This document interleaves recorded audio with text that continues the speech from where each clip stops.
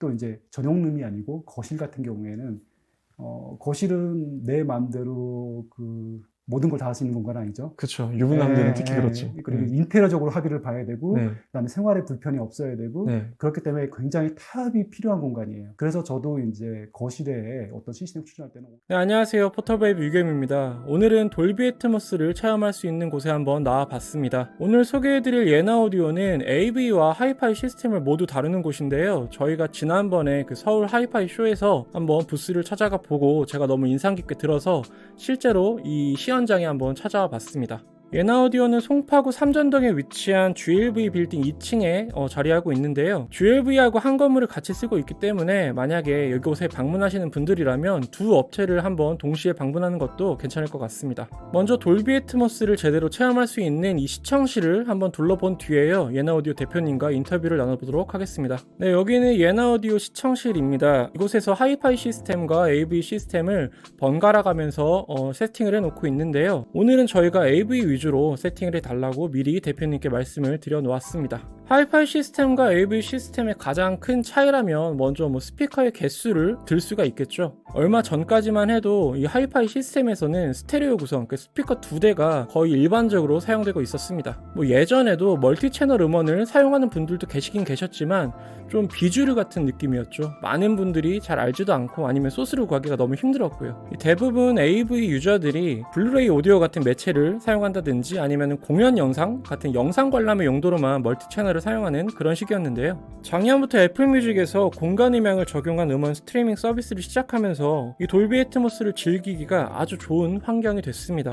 이 멀티 채널 오디오 소스를 구하기가 너무 쉬워졌어요. 그래서 최근에 나오는 음원들은 돌비 애트모스로 마스터링 되는 경우가 굉장히 흔해졌고요. 돌비 애트모스는 사운드를 이 면이 아닌 공간으로 재생시키는 그런 개념입니다.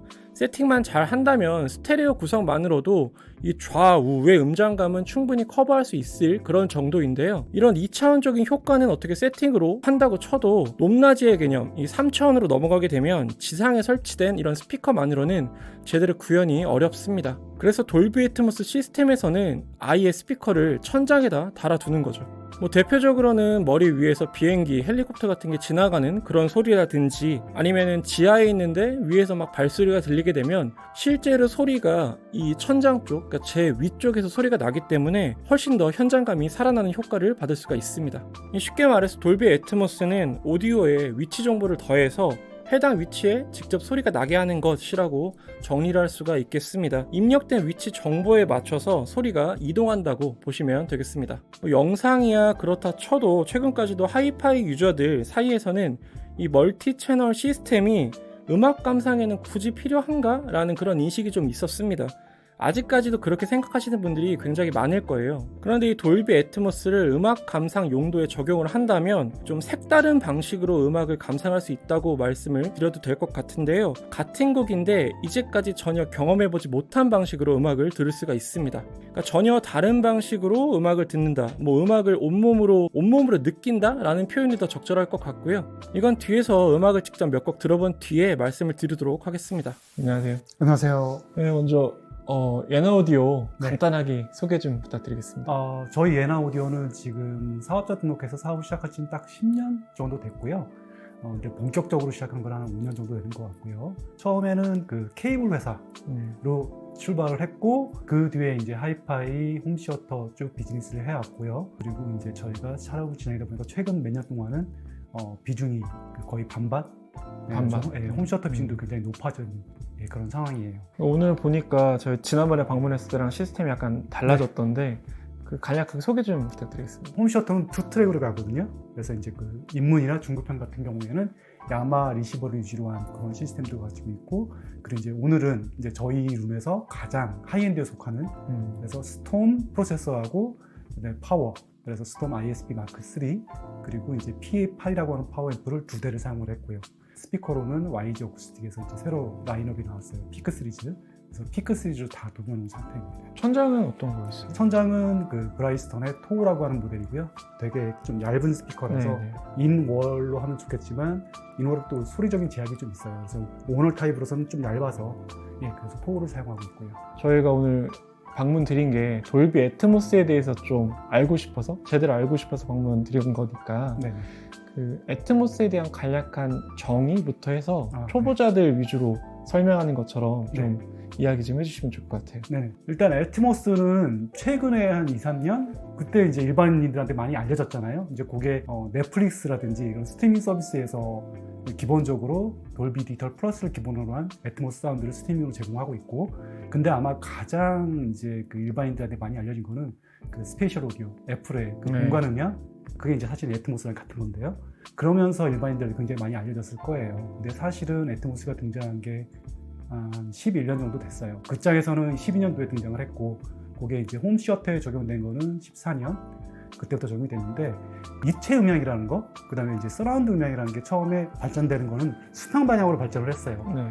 보통 스테레오 시스템이라면 앞에 채널 딱 2개 네. 이렇게 돼 있고, 그걸 이제 입체 음향을 하면서 돌비에서 처음에 서라운드 개념 나왔던 거는 매트리스 방식으로 센터를 만들어주고, 그 다음에 이제 서라운드 리어가 붙게 돼 있죠. 그러다가 나중에 돌비 디지털이 나오면서 독립된 5채널, 그리고 그 뒤에는 뭐 7채널까지 해가지고 인지까지는 계속 이렇게 전면에서 펼쳐지는 것들 뒤까지 이렇게 연결해서 주는 서라운드로 완전히 360도 포위하는 그런 방식으로 이제 기존의 발전, 입체 형의 발전이 왔는데, 애트모스가 딱 등장하면서부터 사실은 공간이잖아요. 네. 그러니까 이렇게 서라운드뿐만이 아니라 도움 형태로 청취자를 감싸줄 수 있는, 그래서 실제 물리적으로 천장 쪽에 스피커를 배치도 하고 해서 전체적으로 이제 청취자를 감싼다라는 개념으로 발전한 게 애트모스 사운드라고 할 수 있겠습니다. 기술적으로는 애트모스는 객체 지향이기 때문에 채널이 딱 정해진 게 아니라 내가 어떤 시스템에서 몇 개의 채널을 가지고 있으면 그 채널에 맞게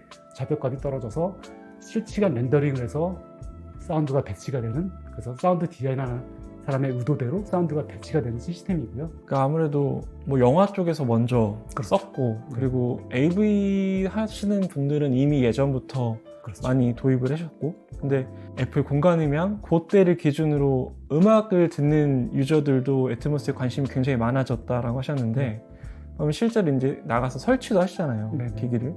그러면 어때요? 그 하이파이 유저분들이 네. 애트모스 설치하는 게 확실히 좀 많이 늘었나요? 확실히 많이 늘었고요. 일단은 이제 애트모스를 떠나서도 고음질로 2채널 들으시는 분들도 이제는 편리함 때문에 스트리밍으로 많이 가셨잖아요. 네네. 그리고 스트리밍 서비스도 고음질 서비스들 많이 하고, 근데 거기에 덧붙여서 유튜브도 음악을 많이 들으시고, 물론 음질은 떨어지지만, 그리고 스트리밍에서 오는 편리함 때문에 그리고 서비스도 많아지니까 자연적으로 관심들이 생기잖아요.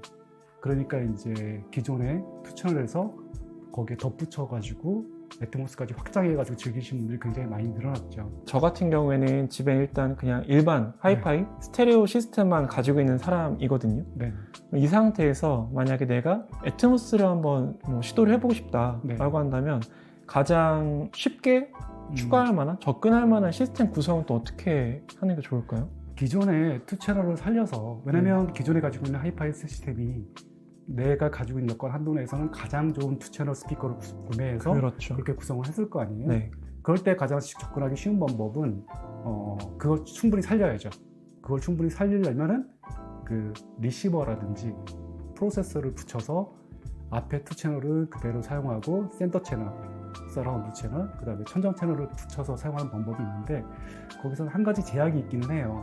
기존에 이제 본인이 사용하는 그 2채널 시스템이 예를 들어서 인티앰프라고 하든 아니면 그 프리앰프라고 하든지 간에 입력 쪽에서 그 바이패스 기능만 있으면 그러면 굉장히 쉽게 할 수가 있는 게 AV 리시버라든지 AV 프로세서에서 앞에 2채널만 넣어줘서 바이패스를 시켜주면은, 그러면 굉장히 깔끔하게 해결이 되는데, 최근에 나오는 그 인티앰프들이나 하이파이 프리앰프 같은 경우에는 대부분 다 바이패스 기능을 지원을 해요. 근데 그러니까 아마 대부분의 경우는 무리 없이 하실 수 있을 거예요. 예전 앰프들이나 아니면 그런 바이패스 기능이 없는 그런 앰프들 같은 경우에는 아무래도 좀 힘든 감이 있어요. 왜냐하면 볼륨을 고정해서 맞춰야 되기 때문에 AV 쪽 리시버라든지 프로세서에서 볼륨과 그 다음에 기존의 2채널 볼륨이 같이 먹기 때문에 바이패스가 안 되면 그때는 좀 제약이 있을 수밖에 없어요. 하이파이 유저 입장에서는 네. 그 리시버, 프로세서 이런 용어가 좀 생소할 수도 있거든요. 네네. 보통 기기에서는 그렇게 가리키는 네. 그런 기기가 없으니까. 그렇죠. 두 개가 뭐가 다른 건가요? 이렇게 생각하시면 되죠. 그 인티앰프는 많이들 아실 거예요. 그쵸. 하이파이에서도 인티앰프가 있고 프리파워로 분리가 또 되는 네네. 시스템이 있고, 대부분 다 프리파워 분리의 고급형이죠. AV도 마찬가지라서요. 그 AV에서 말하는 리시버라는 거는 하이파이에서는 인피앰프다라고 생각해 주시면 돼요. 그 리시버에는 프리하고 파워가 동시에 들어간 그런 게 이제 리시버 형태라고 보시면 되고, 거기에는 또 AV이기 때문에 비디오를 처리하는, 입출력을 처리하는 그런 보드들이 들어가 있고, 그 다음에 여러 가지 뭐 그런 다양한 기능들이 들어가 있긴 해요. 근데 개념적으로는 한 덩어리로 인티앰프처럼 들어가 있는 게 리시버라고 생각해 주시면 되고, 그거 하나로 끝나는. 그렇죠. 거기서 좀 더 고급으로 간다 그러면 마찬가지로 분리형이 되는 거죠. 네. 프로세서, 파워 앰프. 이제 앞단에서 처리하는 걸 프로세서라고 하고, 네. 이걸 소리를 진짜 증폭시키는 걸 따로 그냥 파워로 붙이는. 그렇죠. 그러니까 개념 자체는 똑같다라고 보시면 될 것 같아요. 현실적으로 스피커의 개수가 늘어나다 보니까 네. 아무래도 예산을 생각을 안 할 수가 없거든요. 그렇죠. 그렇게 되면은 보통 입문자들이 추천을 할 때 이 정도, 최소한 이 정도의 예산은 가지고 있어야 되겠다, 그 정도의 선이 있을까요? 이제 애트모스 소프트들을 그렇게 즐기는 범위가 워낙에 넓기 때문에 그 중에서 내가 이제 어떤 포지션을 가지고 음악을 듣느냐 아니면 영화를 보느냐, 이런 선택의 문제가 되게 클 텐데요. 거기서 이제 그 가장 쉽게 일반인들이 쉽게 접근할 수 있는 거는 아무래도 사운드바겠죠. 그렇죠. 네, 그 네. 예산적으로도 가장 저렴한 편이고, 그리고 근데 그 사운드바 내에서도 요즘은 또 리어를 또 무선으로 배치할 수 있는 네, 네. 그런 것도 있으니까 내 뒤나 옆에 스피커가 존재하는 게 확실히 효과가 좋아요. 그래서 전 최소한 그 정도는 하시는 게 효과를 느끼실 수 있을 것 같고요. 그리고 거기에 또 확장된 개념으로 사운드바에서도 또 빔 형태로 또 천장을 반사하는 네. 그걸 또 이용하잖아요. 안 하는 것보다 낫습니다. 그렇겠죠. 네. 그리고 대부분의 요즘에 나오는 사운드바들은 다 이 사운드 윗면에 네. 이렇게 사선으로 해서 그렇죠. 배치를 시키더라고요. 그 트위터로 반사하게. 위로하고 빔 형태로 써서 반사시켜서 청취자한테 가는 형태인데, 네네네. 근데 생각을 해보면 그게 청취자의 공간이라는 게 예를 들면 좌우가 틀릴 수도 있고 옆에는 뚫려 있을 수도 있고, 그 다음에 천장이 물론 당연히 있지만 천장 재질에 따라서 그 반사되는 게 또 많이 효과가 다르죠, 당연히. 그렇기 때문에 실제적으로 물리적으로 이게 스피커가 배치된 것보다 많은 효과를 기대하기는 힘들어요. 그래서 포인트는 그거죠. 사실은 이거를 즐기기 위한 베스트, 최적의 시스템은 어느 정도 그 이상이지만 베스트가 안 될 때는 베러로 가는 거잖아요. 네. 이거 좀 더 나은, 그러니까 나은 선택으로 갈 때 충분히 선택할 수 있는 예산이라는 걸 고려해서 그렇게 생각해 주시면 될 것 같아요. 그러니까 아파트, 그러니까 이런 전용 시청실이 없는 환경, 네. 아파트 거실 같은 곳에서 보통은 설치를 할 텐데, 네. 그때 가장 문제가 되는 게 뭐 리어도 리어지만 저는 천장 스피커라고 생각을 하거든요. 근데 보통 아파트에서의 청구가 높아봤자 2.34m? 그렇죠. 그 정도가 되는데, 제가 좀 찾아봤더니 돌비 애트모스 설치했을 때는 최적의 높이는 아니더라고요. 실제로 필드 나가보고 제가 테스트 해보면 3.5 정도 되면 정말 좋은 것 같아요. 3.5. 근데 그건 비현실적이죠. 이제 네. 집을 아예 지으시는 분들이나 하시는 분들이 아니면 현실적으로 불가능하고요. 그래서 보통은 이제 2.3, 뭐 2.5 정도 되는 데서 해야 되는데, 그렇기 때문에 스피커 선택에 되게 어려움이 있죠. 또 이제 전용룸이 아니고 거실 같은 경우에는 거실은 내 마음대로 그 모든 걸 다 할 수 있는 공간은 아니죠. 그렇죠. 유부남들은 특히 그렇죠. 그리고 인테리어적으로 합의를 봐야 되고, 네. 그다음에 생활에 불편이 없어야 되고, 네. 그렇기 때문에 굉장히 타협이 필요한 공간이에요. 그래서 저도 이제 거실에 어떤 시스템 추진할 때는 오히려 제가 좀 말리는 편이에요. 저는 항상 이제 그 최고를 원하고 싶지만 그게 안 될 때는 여러 가지 그 삶의 질의 문제잖아요, 그거는. 그렇기 때문에 타협을 좀 봐서 설치를 좀 권장해 드리는 편이고요. 그래서 한 예로 들자면 거실 같은 경우에는 서라운드 스피커도 있지만 서라운드 백이라고 해가지고 머리 뒤에도 스피커가 존재를 하잖아요. 네네. 근데 그거는 거리를 어느 정도 더 확보를 해야 되는 그런 거기 때문에 대부분의 우리는 이제 거실 같은 경우에는 이 소파가 벽면에 딱 붙어버리는 네, 경우가 붙어있죠. 대부분이죠. 네. 그런 저는 과감하게 그러면은 그 7채널 하지 마시고 5채널, 그래서 소파 옆쪽에 바로 옆쪽에 리어가 위치하는 그런 형태의 배치를 추천해드리고, 이 뒤에 머리 뒤에 위치하는 스피커들은 생략을 하시라고 말씀을 드려요. 근데 여기 스피커를 생략을 하면 여기 소리가 아예 안 나느냐, 그렇진 않고요. 여기에 흡수돼요. 좌우로 흡수기 때문에 그렇게 하시라고 추천을 좀 드려요. 근데 이게 옆에 있는 것과 없는 것도 차이가 굉장히 커서 아까 사운드바 말씀드릴 때도 좀 고급 기준으로 가면은 무선으로 떼서 옆에 놓을 수가 있잖아요. 네. 그런 것들이 그래도 그나마 효과가 굉장히 좋을 수밖에 없어요. 그리고 이제 문제가 천장이죠. 네. 천장 같은 경우에는 그래서 이제 그 두 가지가 걸리죠. 스피커의 사이즈하고 그 다음에 인테리어적인 부분이 걸리죠. 인테리어적인 부분을 좀 타협을 할 수 있다고 하면은 요즘은 좀 얇은 스피커들이 많이 나와 있어요. 우리가 이제 원월이라고 하죠. 그 벽에다가 이렇게 붙일 수 있는 나와 있는 그런 스피커도 있어서 그게 좀 얇으면은 효과는 훨씬 더 좋아요. 아, 인월보다? 인월보다 같은 유닛을 사용하고 같은 네트워크 구성을 한다고 해도 인월 타입보다 온월이 훨씬 더 좋긴 해요. 근데 그건 타입의 문제이기 때문에 그거는 이제 판단의 문제죠. 그래서 이제 온월로 들어가면은 우리가 에어컨 설치하듯이 안에 들어가서 그릴도 이제 흰색이라든지 이렇게 그 벽지 색깔을 맞추면 거의 표시가 안 나고 깔끔하게 설치가 될 수가 있죠. 그래서 그런 식으로 이제 천장에 이제 매립을 하는 거고요. 숨기는군요. 아예. 숨기는 거죠. 아예 안 보이게. 예, 그렇게 하는 거고, 이제 좀 약간의 타협이 가능하다면 너무 이렇게 큰 스피커들은 높이도 잡아먹잖아요. 네. 보기도 흉하고. 그러니까 좀 얇은 오널 타입의 스피커들을 사용할 수도 있고, 그런 방법들이 있고요. 그리고 이제 아까 높이를 말씀하셨는데, 높이라는 게 사실 이제 지금 이제 말로 설명드리기 되게 힘든 부분이 있는데, 청고가 뭐 3m, 5m 정도 되면은 좀 더 벌려서, 그러니까 좌우 천장의 사이즈를 조금 더 벌리고 조금 더 높게 설치할 수가 있어요. 그게 베스트인데 청고가 낮아지면 낮아질수록 폭을 줄여야 돼요. 아, 양 스피커 사이의 거리를 좀 줄이는. 요 거리, 그 다음에 실제 어떻게 위치해야 이런 걸 다 따져봐야 되는데 간단하게 생각해서는 이거예요. 청고가 낮아지면 이 폭은 좀 줄여줘야 되고 청고가 높아지면 좀 넓혀도 되고. 그러니까 이렇게 퍼져나간다고 생각을 했을 때 아무래도 청고가 낮아지면 이게 좀 좁은 거 아니에요? 네. 더 높아지면 더 벌려주고 약간 이런 개념이라고 생각해서 그 포지션을 잡으면 되고 천장은 보통 기본이 최소 2채널이거나 네. 아니면 4채널, 6채널까지도 가고 네. 더 가기도 하거든요. 그렇게 되면은 이 폭뿐만 아니라 요것도 따져야 되는데 네. 뒤에가 그 벽인 경우에는 사실은 4채널을 그 레퍼런스대로 설치하기는 쉽지 않아요. 왜냐면 두 개인 경우에는 천장을 두 개를 담당하는 경우에는 내가 여기 앉았을 때 내 바로 머리 위에 이렇게 설치하면 돼요. 양쪽에요? 예, 양쪽에. 그게 이제 그 0.2로 해가지고 만약에 천장 투 채널 했을 때는 내 머리 바로 위에 설치하면 되는데 이게 4개가 되게 되면은 사실은 내 머리 위에가 아니라 앞쪽에 2개, 그 다음에 뒤쪽에 2개가 되고 여기는 없어야 되거든요. 아, 그러니까 내 중앙을 잡고 이제 이렇게. 그래야 되는데 그게 이제 뒤에 바로 베길 때는 사실 쉽지 않잖아요. 그렇죠. 그때는 그것도 타협이죠. 그래서 어쩔 수 없이 최대한 벽 쪽에 가깝게 내 머리 위거나 살짝 뒤라든지 최대한 벽 쪽에 갈 수 있게 뒤에 설치를 하고 그 다음에 앞쪽에 2개를 설치하는 그렇게 돼야 되고 어쩔 수 없는 그 타협의 그런 게죠. 근데 그렇다고 하더라도 2개보다는 4개가 더 좋을 수밖에 없고요. 그렇게 설치를 한다고 하더라도 4개가 낫다. 그렇죠. 나을 수밖에 없고 그 다음에 이제 가끔 이제 주의해야 될 게 이런 건 있어요.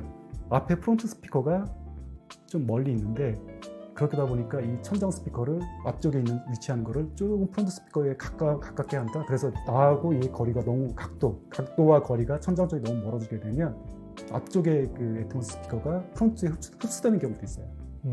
그래서 효과가 천장에서 난다기보다는 프론트에 흡수돼서 프론트가 좀 더 높게 나온다는 느낌이 될 수가 있거든요. 그런 거는 또 문제가 되죠. 그래서 포인트는 아까 그거예요. 처음에 말씀드렸다시피 내가 이렇게 앉아 있었을 때 높이가 크지 않으면 이 정도 폭, 이게 내 팔을 벌렸을 때 한 이 정도가 돼서 벌어지는 이쪽 폭, 좌우도 앞뒤도 마찬가지고요. 근데 이게 너무 앞으로 가거나 너무 벌어지거나 하면 그 수평 방향의 스피커들과 효과가 섞일 수가 있다. 그래서 효과를 많이 못 볼 수가 있죠. 설치 난이도가 생각보다 세팅하는 게 쉽진 않아 보이네요. 포지션이, 말씀하시는 게. 이것도 근데 매뉴얼적으로도 보통 나와 있긴 해요. 근데 기본을 잘 안 보는 경우도 굉장히 많기 때문에 네. 돌비의 어떤 그런 나와 있는 그런 레퍼런스 자료들 이런 것들을 안 보고 하는 경우도 되게 많거든요. 그냥 이렇게 설치하면 되겠지라고 무심히 설치하다 보면 그게 큰 차이를 준다는 거를 잘 인지를 못해요. 그래서 사실은 이제 기본에 가장 충실한 게 좋죠. 레퍼런스 한번 참고해 보시고 그리고 그 레퍼런스 룸이 높이에 따라 틀리기 때문에 만약에 3.5m 정도 되는 높이에서 이 폭을 설정한 거를 우리 집에 설치하면 너무 멀게 돼요. 그 공간에 맞게 또 비율대로 조절돼야 되고.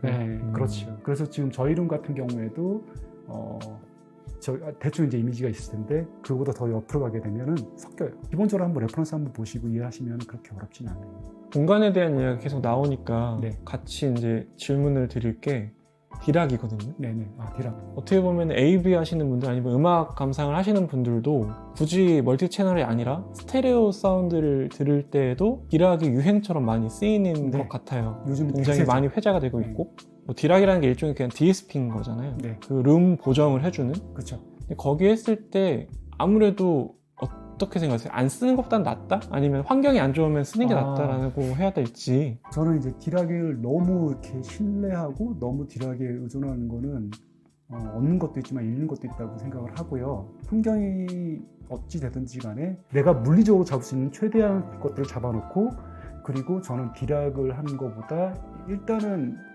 룸튜닝제를 조금이라도 써가지고 어떻게든 잡아보고, 그러고 난 뒤에 마지막에 디락을 키시고 한번 보시는 게 좋지 않을까.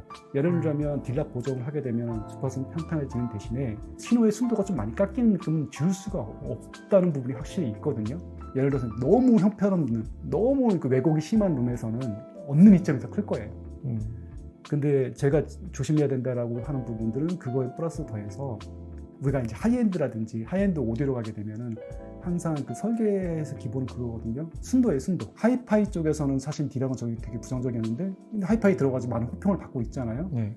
근데 이게 이제 중급기, 상급기, 그다음에 울트라 하이엔드까지 가게 되면은 그 아까 말씀드렸던 조금의 그 깎이는 순도, 이런 것들이 하이엔드와 울트라 하이엔드와 하이엔드가 나눠지는 지점이라고 생각했을 때는 그 부분을 버리게 될 수도 있다는 거죠, 잘못하면. 그리고 그 정도 쓰시는 분이라고 하면은 룸튜닝이나 룸에 또 많은 신경을 쓰실 수 있을 것 같기도 하고. 그래서 제가 볼 때는 디락은 상황에 따라서, 그리고 이제 내 시스템 그레이드에 따라서는 확실히 도움이 되는 부분이 있다. 근데 디락도 더 깊이 들어가면은 그 대역을 좀 설정할 수 있고, 안 건드린 대역을 설정할 수도 있고 이렇긴 하지만, 그래도 결국은 깎이긴 깎여요. 왜냐면 일단 통하니까. 그렇지만 이제 그 대역에서 뭐 보역 부분이라는 걸 건드리지 않고 뭐 중역대를 설정해 준다거나 이러면은 또 의외로 상당한 효과를 볼 수도 있다라고 하지만 가능한 말씀드리고 저는 추천을 드리는데 이거 좀 조심스럽긴 하네요. 네.